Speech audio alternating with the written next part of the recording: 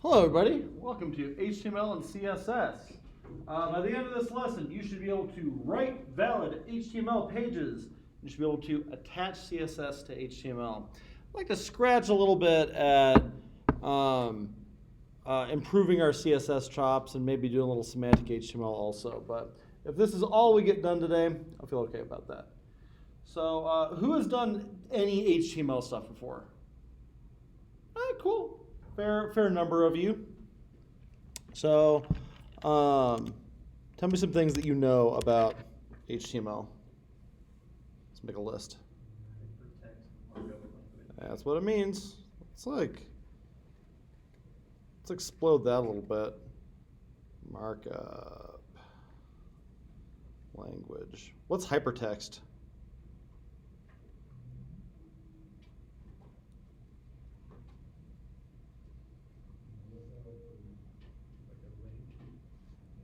Yep, that's basically it. Links.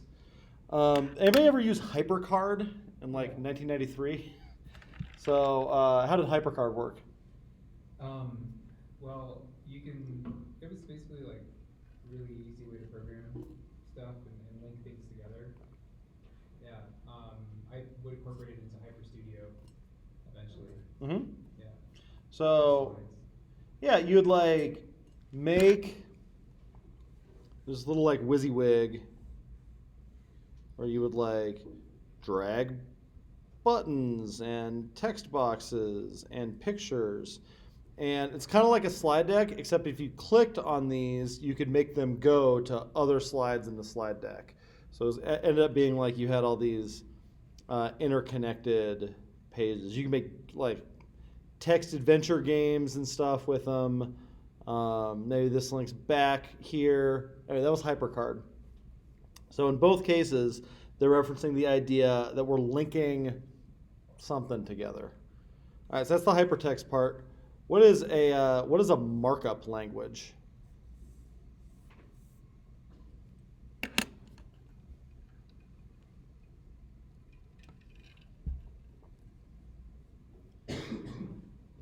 You differentiate it from a programming language. Todd's got it.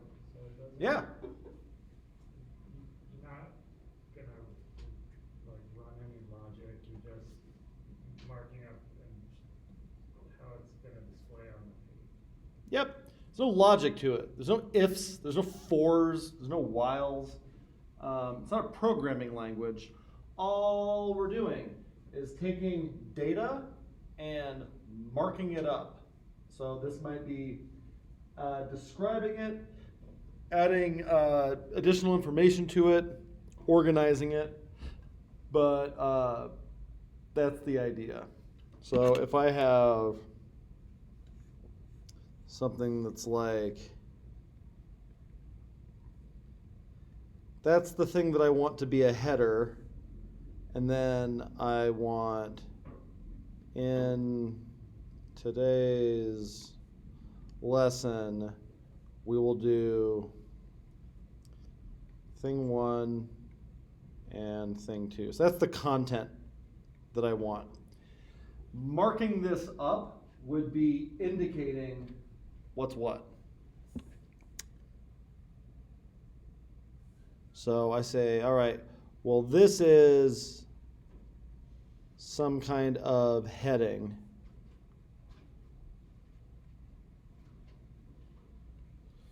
And then this is just regular text. And then this is a list item, as is this. And if the order doesn't matter, then we put that in a UL, unordered list. So I have now marked up this content. So if I can mark this up, and one of the ways I can mark something up is, all right, and then this should link to this completely other page, I have used hypertext markup language. All right, so that's the thing that we know about HTML. What else do we know about HTML?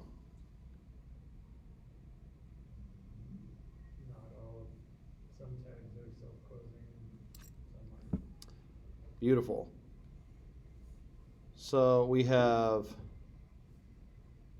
double-ended tags, which have to open and close,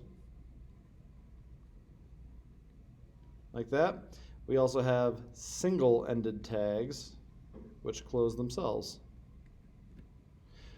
In case somebody ever asks you about this or you've been wondering, you'll see me and developers of my generation often put the slash before this. It's technically optional. So you'll also see lots of examples where this gets left off. I think the slash makes it easier to see that something is self-closing. You don't have to try to hunt down a closing tag for it. This technically came from a variation of HTML that doesn't get used anymore called XHTML. But where it was required, but I still do it, and I don't know, I recommend it, but it's not a required part of HTML anymore. Now you know. Cool, so we have single-ended tags, double-ended tags. What else? What else do we know about HTML? We try to write it semantically. Yes! Oh, it makes me so happy. So what does it mean to write something semantically? So like when it's, instead of using maybe a div for everything, Mm-hmm. you can call it by what it is, whether it's a section or a form or an aside. Just like using all of the options that are available to us so that when people read it, they understand what purpose every line is serving. Absolutely. Kind of like I think of it as how we're not supposed to use each as they do it all. Great comparison. Yeah, like there's all these other tools that we could use that are much more descriptive. Mm-hmm. Yeah, that's the best way I can think about it. I love it. All good. So, what we're talking about is all these like heading, P, UL, actually it would be like an H1, but I can do all of these things with just div tags. Div is a generic container, doesn't mean anything. It's just like an each versus a map. You can use divs for just about damn near everything on a page. Why might we not want to do that? Not descriptive. So who cares? The code won't have its feelings hurt that we didn't describe it very well. Joe? Easier to format HTML with CSS when everything has prep tags. Easier to like target something with CSS. I heard something else. Yeah, next person who has to read it. Gets really hard to read this if it's all just div soup. Yeah. For accessibility too, so your screen reader is not the same div. Indeed. Screen readers. Let's hear what a screen reader sounds like. Who's heard a screen reader before? Like 4 of you. That's pretty good.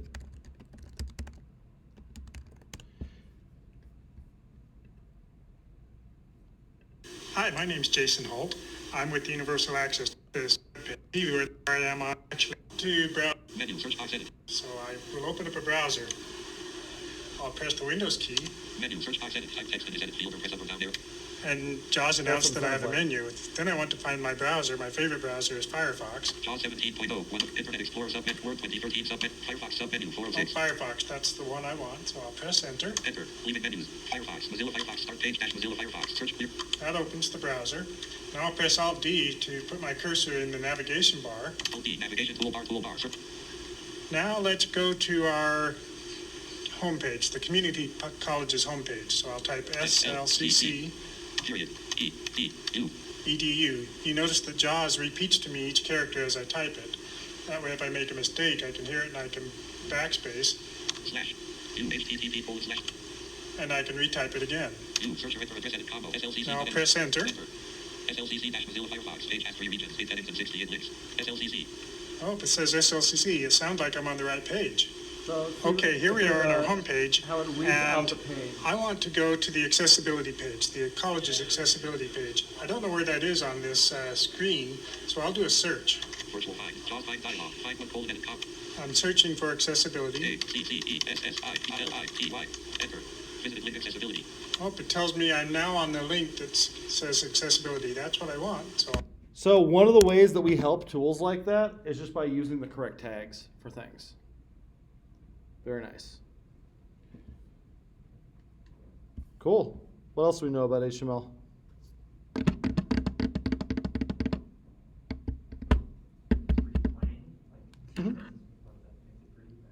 Oh yeah. So CSS or HTML by itself doesn't have any look to it at all. Even how like H1s are bigger and stuff. That actually comes from CSS also.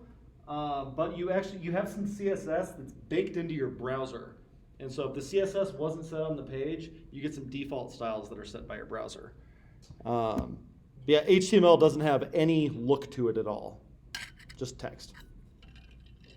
What else? Along those lines, there are block and inline elements. That's their default display style. Oh. Anyway. Love it. So, what's the difference between a block and an inline element?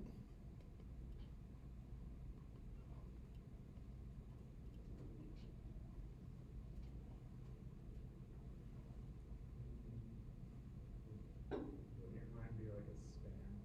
Yep. So a generic block is a div, a generic inline is a span. But what do those mean? So a div would be for,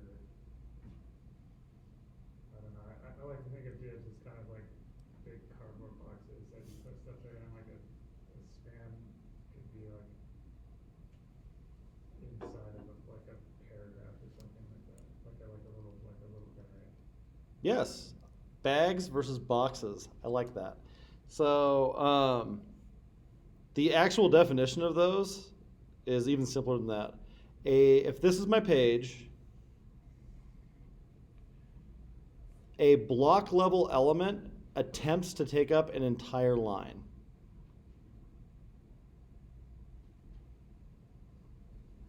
So that would be a block level element. Let's say I put another block level element inside of that one. But this one, I constrain the width. So for this one, also a block level element, but it only takes up that much space because I said the width should be 50% or something like that. Now, if I try to put another block level element inside of this, what do you think happens?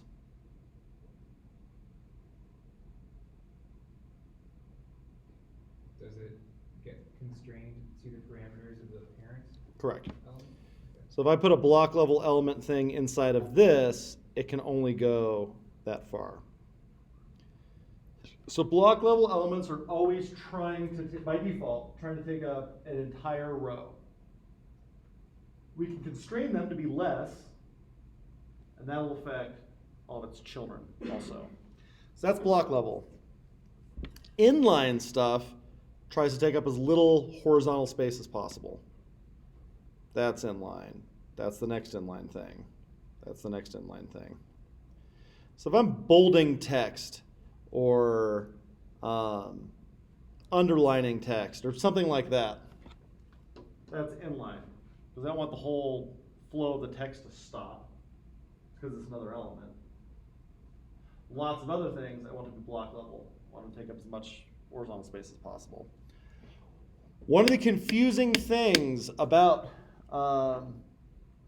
HTML when people are trying to do visual layouts is that's our page.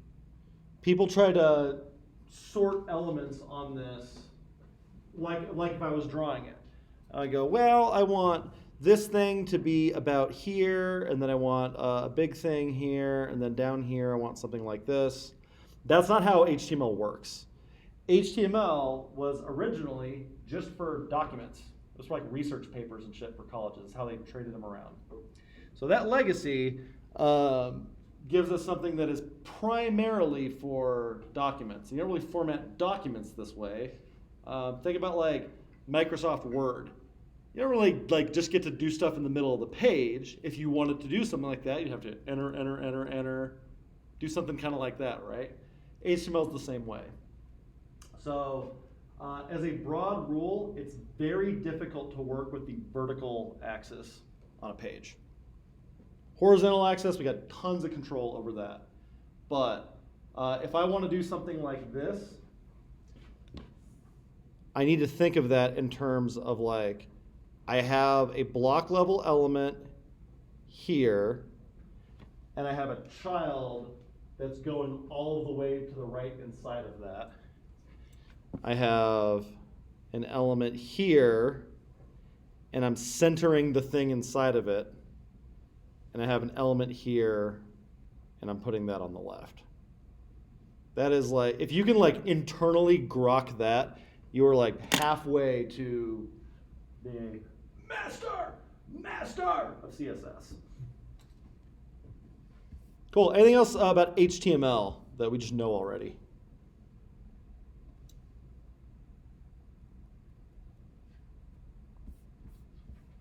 I said write valid HTML pages. Anybody know what goes into making a page valid?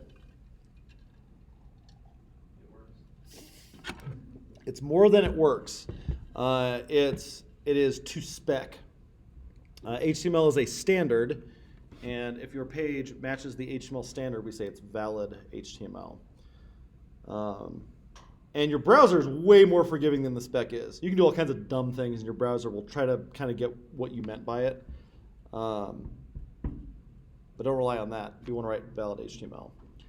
So a valid HTML page looks like this.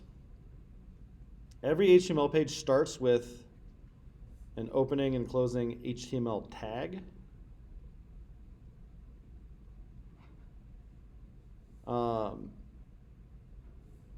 Broadly, we call this the document. The document has two parts to it. It has the head and body. Very nice. If you want a rule for what goes in what, if you're supposed to see it, it goes in the body. If you're not supposed to see it, it goes in the head. So, for example, if I'm linking to a style sheet or something like that, probably goes in the head. Title, that's also a required element. It is not a valid HTML page if it doesn't have a title. You see that, kinda. The title is this thing right there. Don't have one of those, you don't got a page. Actually, I'll do a different color for that. Some title.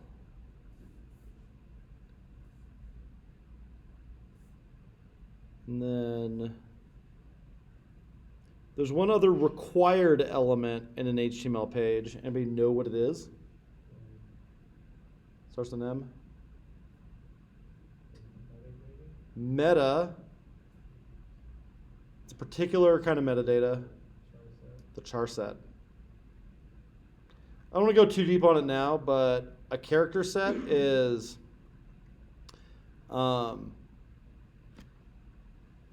like there's no F in programming or U or 8 or any of those kinds of things. It's character codes. And then your computer displays that character code a particular way. Displays it as an F instead of a kanji character, instead of an emoji or whatever else. UTF-8, we can use that as a default pretty safely. There's a lot more to character sets than that. We're not going to talk about them today, but that's why we do that. Cool.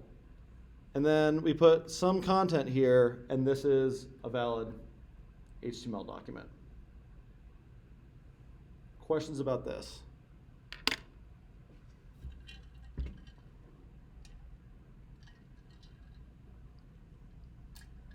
All right, I'm going to show you what it looks like to make this, and then you're going to do it.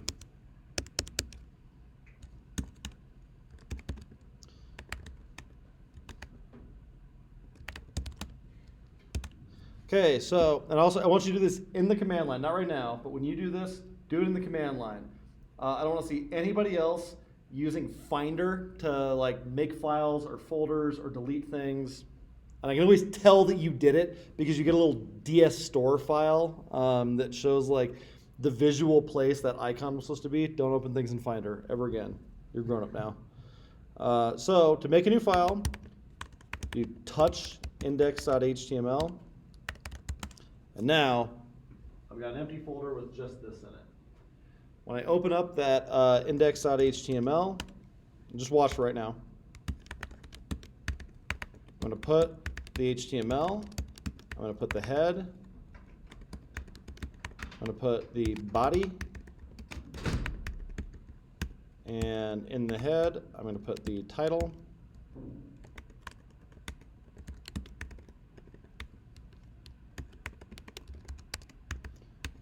I'm going to give it a character set,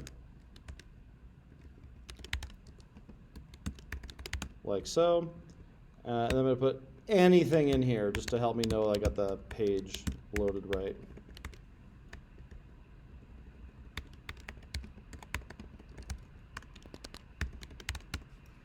Cool, that's an HTML document. Oh, one other part. Version of HTML we're using. For probably the rest of your career, that's just going to look like that. I don't think they're ever going to make any, these are called pragmas. I don't think they're going to make any more of them. But, ta-da, valid HTML page. So if you did this right, you should be able to run light server on your command line.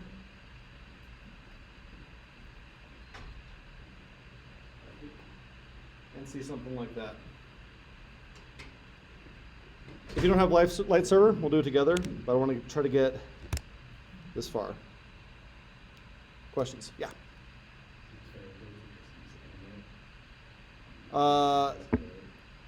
Yes. Because I want you to get used to typing this stuff out by hand. If you want to use Emmet again in a month, then God bless. Right now, type stuff out longhand. Questions about this?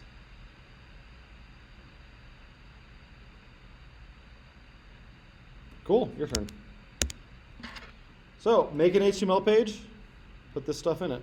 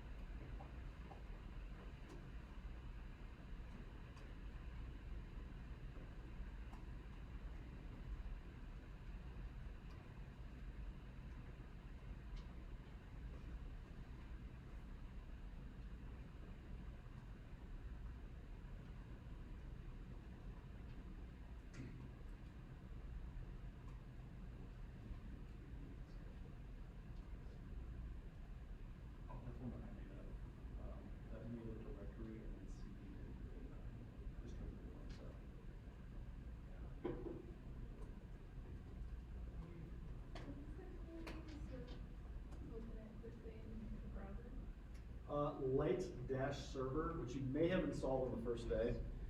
If you didn't, we can do it together. Is it LITE? Mm-hmm.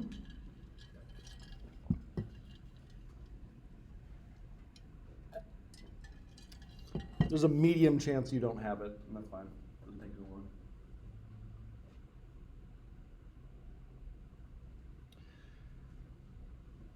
Okay, if you don't have light server,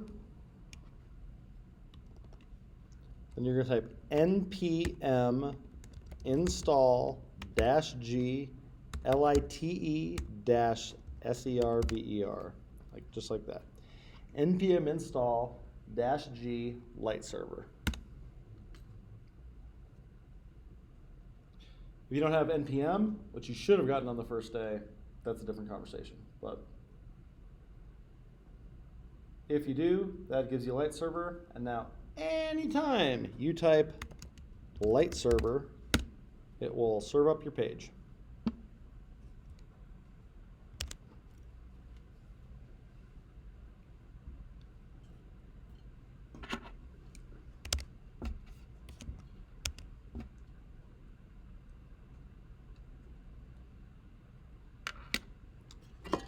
Questions about anything we've done so far?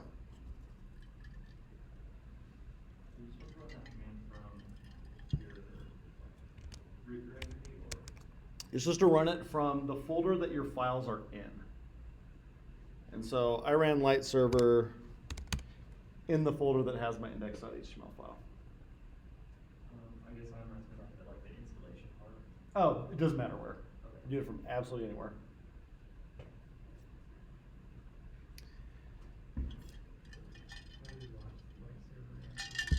So once you've installed it, lite-server.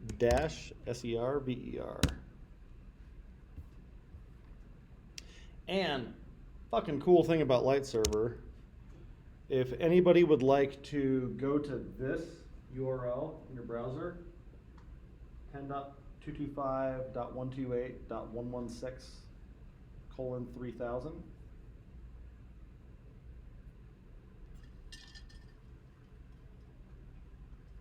Tell me what you see.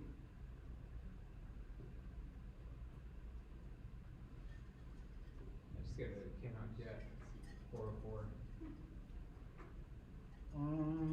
Check it again. Somebody's getting it. Well, it's your page. Hey, it's my page. That's kind of weird, huh? Actually, keep that open. I'm not sure if this will work. Let me see if this works. This will be kind of cool if it does. So keep that page open, and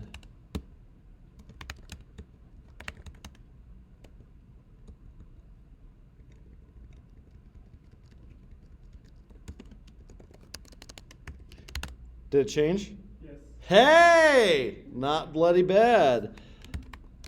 You are seeing this live.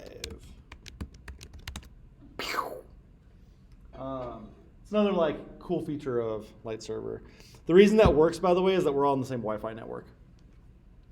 And so I am making that part of my computer available to anybody else that's on the same Wi-Fi. Cool. And you can see the requests come in. Pretty cool. Awesome. Other questions about setting up an HTML document?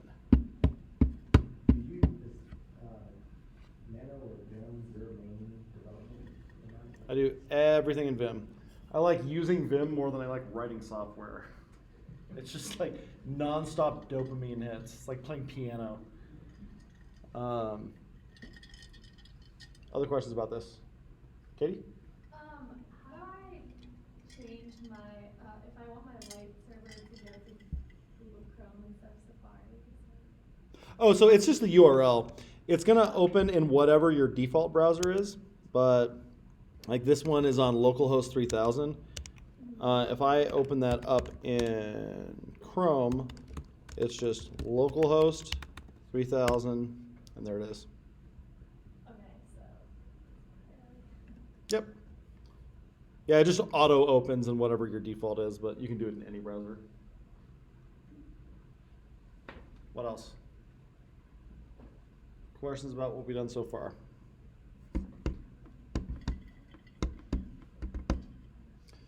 Cool. We have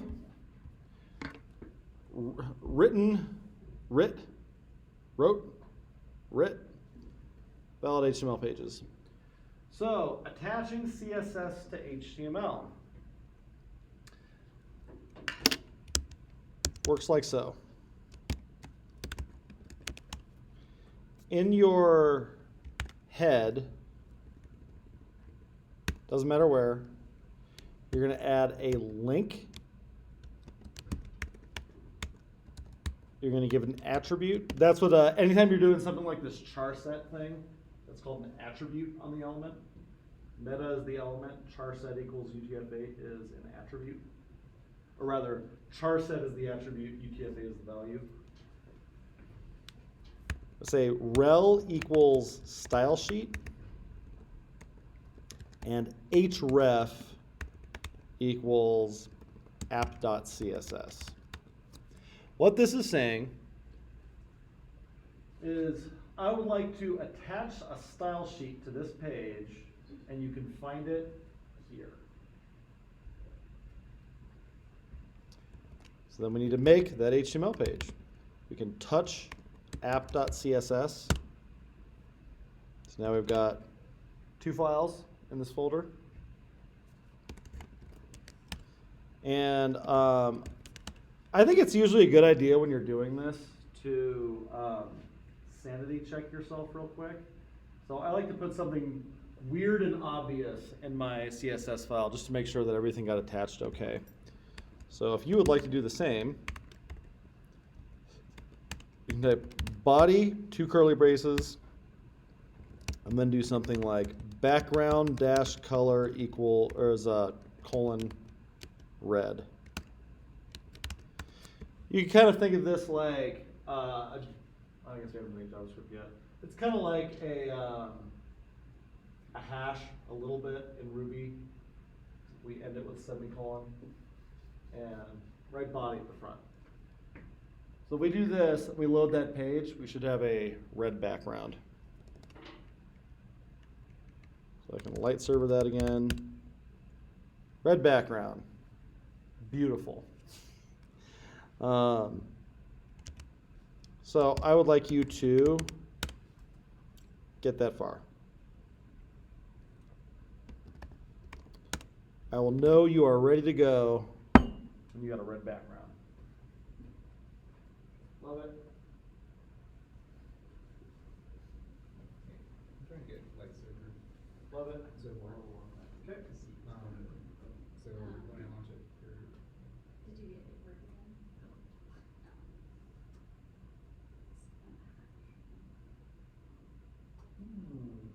Go back here, kill that. Give me an ls. Data types. Folder you in. oh, I see it launched it inside of the Correct. Okay, I'll change over. Love it.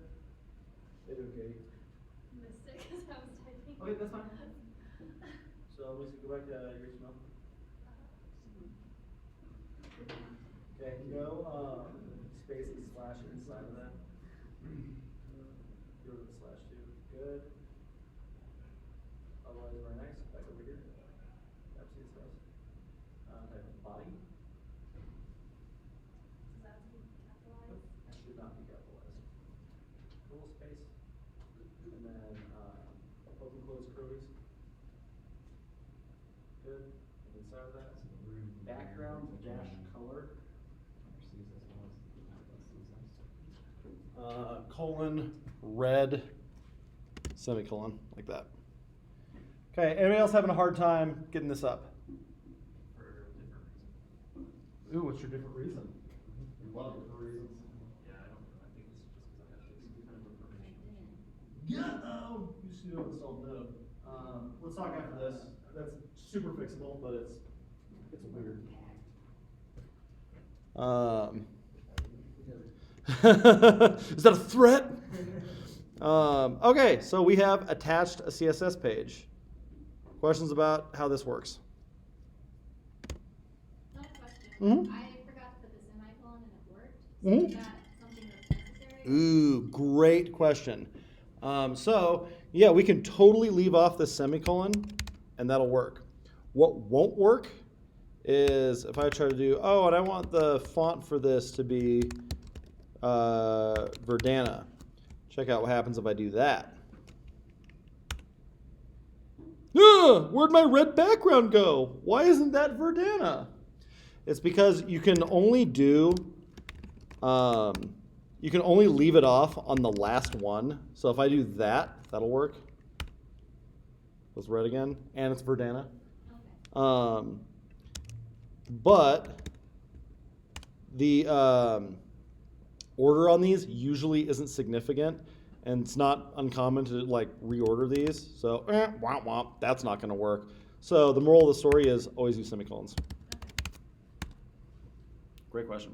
What else? Yeah. So we're targeting the body element. What's the preferred way for targeting for your CSS style? Cool. That's the next thing we're going to talk about. Other questions about what we've done so far?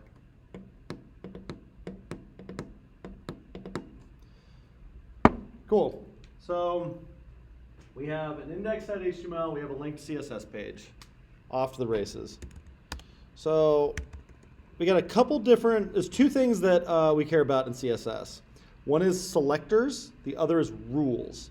So in this case, body is a selector, background color red is a rule. So this is saying I want to apply this rule to everything that matches this selector. Both of them can get a little complicated.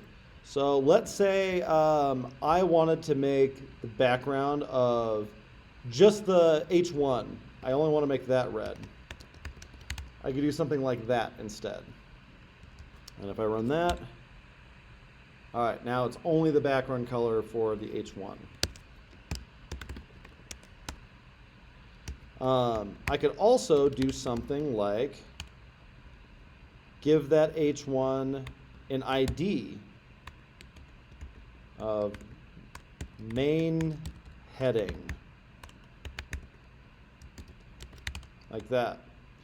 Now I could target that with the # main heading. That's how you target something by ID.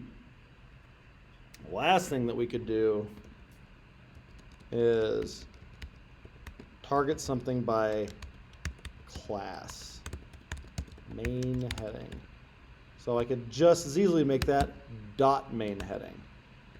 So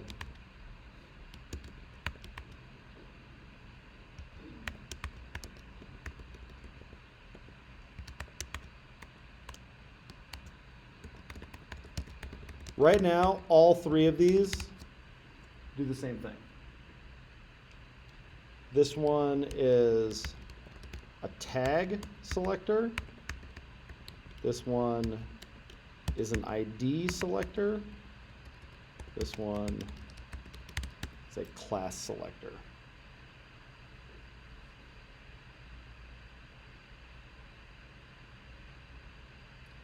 Questions about that?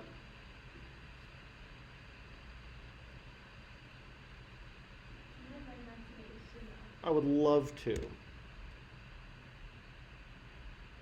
So that's the tag, that's the ID, that's the class. Talking about IDs, are they unique or are they able to be the same as other IDs? IDs have to be unique. Like, it'll work if you reuse them. That's your browser being nice to you. That's not validation though. Okay, so how much is 19 as an instance of the class? Ooh. Not useful to think of it that way.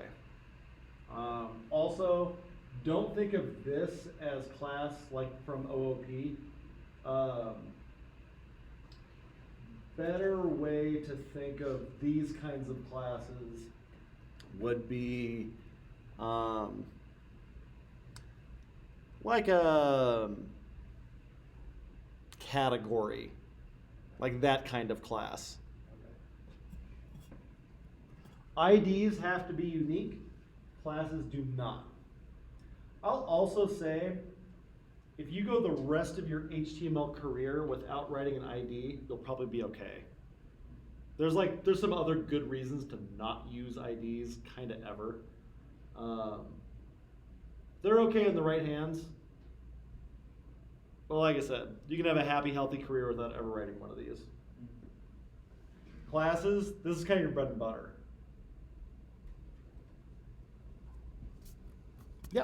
So overwrite the other key? So that's the reason that you probably want to stay away from IDs. IDs are super powerful. Like if let's say I do this. Actually, let's say they're different colors.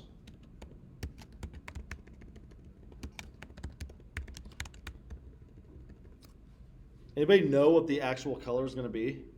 Green, Why? because of the specificity value of an ID. Listen to this fucking guy. That's exactly why. That'll be that. What is specificity? So basically, CSS cascades down the code that you're writing, Mhm. and it assumes that whatever's most specific is what is most prudent to apply to that specific element, I guess. Because you're going to end up like sharing a lot of your styling, Mhm. and this is kind of a way for you to decide what gets styled which way, and if you just want to make minor tweaking stuff, that's the best way I can explain it. All right, let's see if Mike's right. Green. Absolutely. It would have sucked if I was wrong. So, no, it's totally right. This is the least specific. This is a little more specific. This is most specific. So if these get in a fight, the ID wins. Ooh, another question though. What if I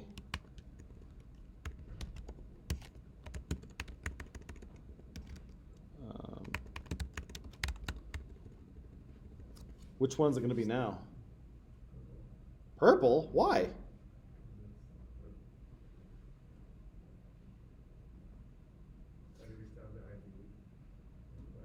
Oh, never mind. We don't have the ID.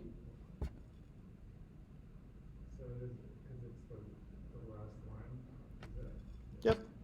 So if they're the same kind of thing, then the last one wins. One last thing I'll show you on specificity though. So if I can also make this more specific by just adding another kind of selector to it. This is going to be red. And I'll prove it. Wow. But an ID would still trump that, right? Correct.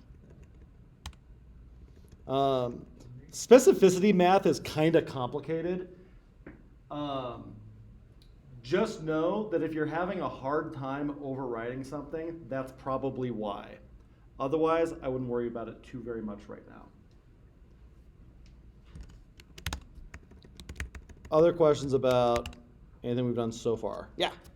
When you said ID has to be in class doesn't necessarily, what do you mean by that? Great question. So let's say I have an unordered list in here and got some list items.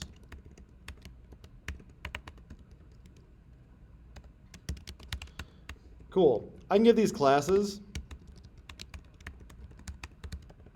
like that, and I can give each one of these same class. Awesome. I could say that this has an ID of list of letters. We're all fine so far. Where we get in trouble is if I do that. Because I've used the same ID twice. I use the same class a bunch of times. Also, something can have more than one class.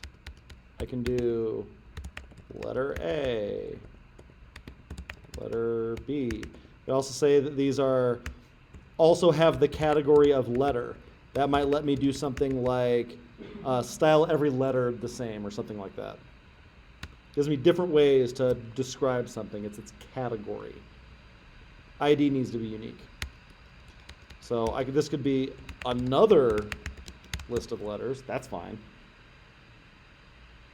That's what I mean by that. Is that reasonable? Cool. What else?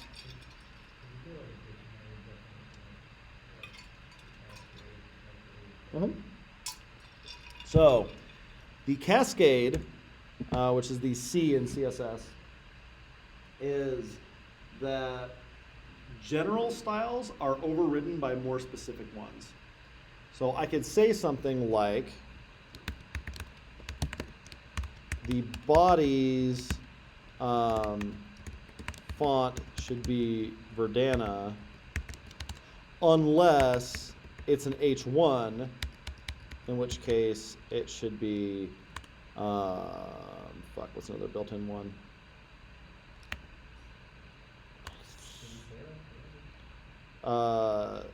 We'll say the serif, so it looks different. So this will apply to absolutely everything in the body. Oops, gets overridden here, but only here. That's the cascade. I could say that the background color for the body should be red unless it's in a paragraph, in which case it should be blue. If I do that, I should have a Verdana page with a red background, except for the H1, which should have a background color of blue and be serifed, and the paragraph should be blue too. Butte. That's Verdana. You can tell because it doesn't have little feet on it. That's got the serifs, the little feet, and these two things are blue. You are cascading through this. Also, another interesting part of this, so this H1 is bigger, but I didn't tell it to be bigger. That's because I mentioned your browser has a style sheet that just makes every H1 bigger than the paragraph tags. And so that can be overridden by my style sheet. And so I am cascading by overriding that.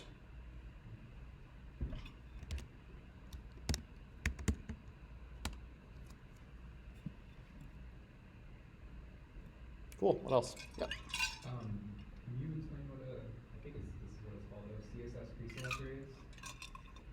CSS preselector? I may not be using the right word, but basically it defaults the styling away from what the browser is trying to do. You know what I'm saying? Yep, Yeah, it's called a reset. Yeah, that. So there's one called the Meyer Reset that a lot of people use, including me.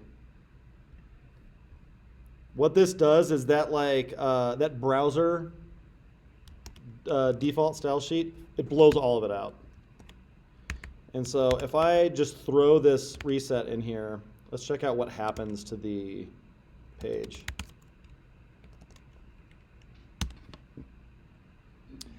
That's pure HTML. The H1 isn't any bigger. There's no space on the sides or the top. The browser isn't adding anything to it. That's a CSS reset. And I use them on just about everything because the resets the default browser styles are different in every browser, and you want your site to look consistent. So how about we just start from scratch? It's easier than trying to specifically override every little thing. So when we're making our app, we should use that. I wouldn't worry about it too much right now. You can tuck this one back in your head, but mod 3, mod 4, that's probably about the right time to make resets a part of your life. I think if you're ever running into something where you don't know why it's not taking, it's not needing your change, it's probably this. Okay. You know what I mean? Look at what the browser is doing in DevTools to your styling. Correct. Before it ever even looks at your stuff. So it's a good starting place. Indeed. Save you time. So one other thing that I want us to see before we break. Two things. One, this is a browser default style. It's probably Times New Roman.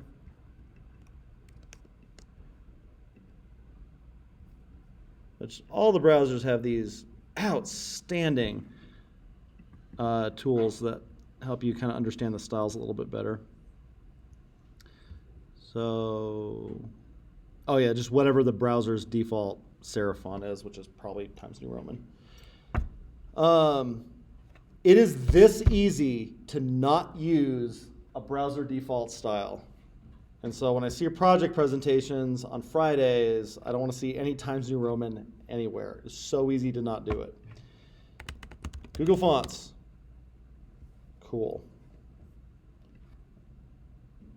Google Fonts. All these terrific, free, high-quality typefaces. Why would you go with the browser default?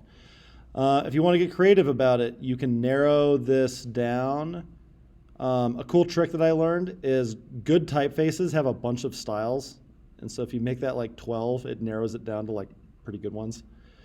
So let's say Montserrat plus, and then I can either I have a link tag right there that'll give me that font, or I can copy that.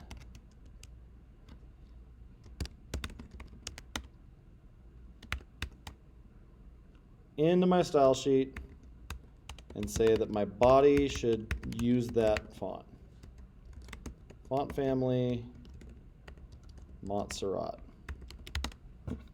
Ta-da, done. Please don't use default type. Makes you look default. Oops. What do I got going on there? If you like CSS, can you find work doing mostly CSS, or is that just kind of like a side thing? You can. Like, you can't find something just doing CSS, but you could probably find something doing design and CSS, or front-end development including CSS. Just CSS, doubtful, unless it's at a big, awful company. So I do Montserrat with a fallback to sans serif. Do I still have any other shit in there? All right.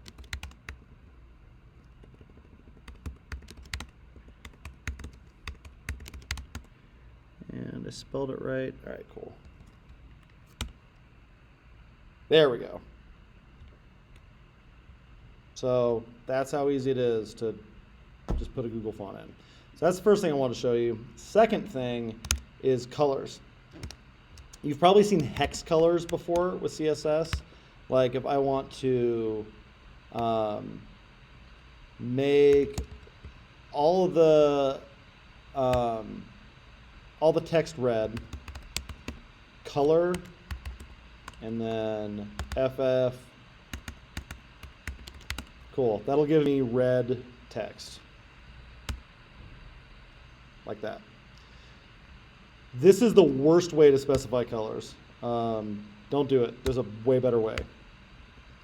So I'm going to teach you about HSL. HSL stands for hue, saturation, light. This is a way more intuitive way to think about colors. Hue is what color it is. So it's on a 360-degree like scale, circle. 0 is red, 360 is red. And it goes red, green, blue.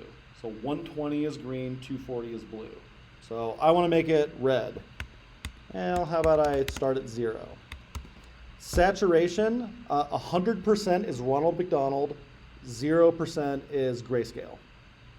So I could do like kind of a pastel, like a little bit more neutral red at 40%. Lightness, 100% is white, 0% is black. So if I wanted to do a pink, that's probably just a red with some white in it. So that'd be something like that. If I want to do like a deep, earthy red, that might be something more like that. If I want something in between, 50%. And now, ta-da, so much more intuitive. I want to make that a complementary color or something. I can just do degree math on the circle. I go, yeah, that's a little bit too dark. I want to lighten it up a little bit. Awesome, increase the lightness. So much, like I've been doing this a long time. I cannot calculate hex values in my head to save my life. I can't look at a hex value and give you any approximation of what a color is or how to make it more like something else. Anybody can do HSL math. It's pretty easy. So that works with anything in CSS that requires colors. Neat. Questions?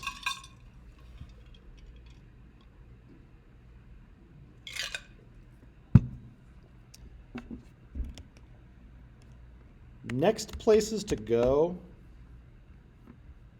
if you're comfortable with that stuff, 2 different places.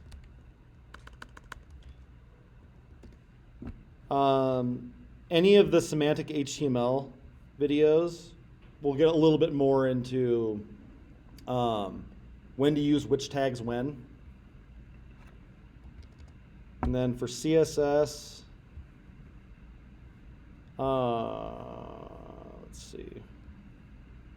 CSS intro, CSS layout, that's a pretty good one.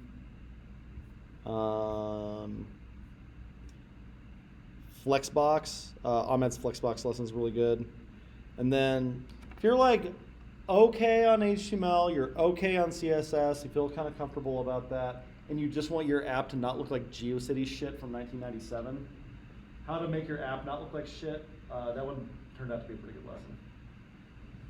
That is like tips and tricks to like not make for your app to not look bad. So those are the places I would go next. The assessment for like, you can do HTML and CSS well enough for this program if you can recreate this layout. And I think I even have like a step-by-step video of me doing this exact thing if you want to see an example of it. But if you can make something look like this with CSS, I'm going to call, and HTML, I'm going to call you good on that for the program. Yep. Do you have a preferred tool for measuring mockups, like specs like that, so that you know how much space to have on each side of an element and stuff like that? That's a good question. I actually don't work a ton with mockups. When I'm doing my own stuff, always pencils for pixels. So I'll either like do it with my digitizer like this, or I'll do it with like a mechanical pencil and graph paper and stuff. And then I'll go from there to CSS. If you're given something like an Illustrator file, which is not uncommon, or a sketch file or something, a lot of times it'll have the pixels and stuff listed in them. If I'm trying to recreate something from print, actually it's in my backpack right now. I carry around a little pixel ruler. It's just a steel ruler that has pixels marked on it instead of inches. And that one's really good for figuring out relative proportions of things pretty easily, which is the more important part. If it's another page, like, how does GitHub,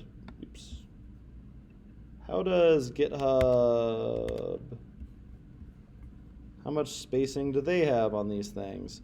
You can use the element inspector and see things like, so that thing right here, that's 8 pixels of padding on the top and bottom and 16 pixels of padding on the sides. So like one of my favorite exercises to do, and this will make you so much better at web layout overall, is take a page like this, take Gmail, take YouTube, take a page that you think is like pretty well designed, and like while you're watching TV or something, just try to like draw that out on a piece of paper. You'll see things like, oh, they use a little bit more spacing on the sides than they do on the top and bottom. You'll see little patterns like that pop up a lot. And that will just, over time, that starts finding its way into your designs. And you'll realize like, oh, these aren't just arbitrary distances. This is actually twice what this is. There's mathematical relationships between these. Because design is not art. I can't say that enough times. Design is not art. Design is not art. It's not creative. It's not like put on a beret and yes. It's rules. It's math the exact same way that programming is. And like this being twice as far away from this as it is from this shows that these two things have a closer relationship than these two things do. It's little things like that. So hopefully that has interested you in exploring this further. But at a minimum, if you can make something look like that, given a diagram like this, I think you're in okay shape. Last one. Yeah. How did you get those grid lines to show when you're inspecting your element? Mm-hmm. Mine just kind of. Are you in Chrome? Yes. Oh, Mine just does the border, but it doesn't. I like how that goes to the edge of the screen. And you I do can too. compare. That's Firefox. Oh, got it. Yeah. Into like responsive. Yeah. So this little icon over here puts you in responsive mode, and you actually can like go for a specific phone, like an iPhone 10. Looks like that. So and let me refresh. There we go. So if you want to see the mobile view of something, like especially one of your sites real quick, you can toggle that kind of easily. Usually done just like classes. That's a heavy topic, but correct. Like that's generally how you would do it. Is I might say something like, well, this thing should have a max width of 800 pixels, unless the device currently has a max width of 400 pixels, in which case, actually, I think that only works in Sass. Do it outside here.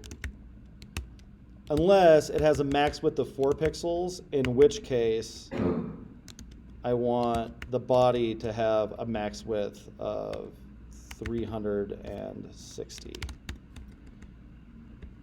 So you can override rules. You can use the cascades selectively based on things like how wide the screen currently is. That's at the core of how responsive design sort of works. Other questions? Also, I think I have some pretty decent videos on responsive design if that's a thing you're interested in. Yep, there you go. Anything else? All right, cool. Go make something.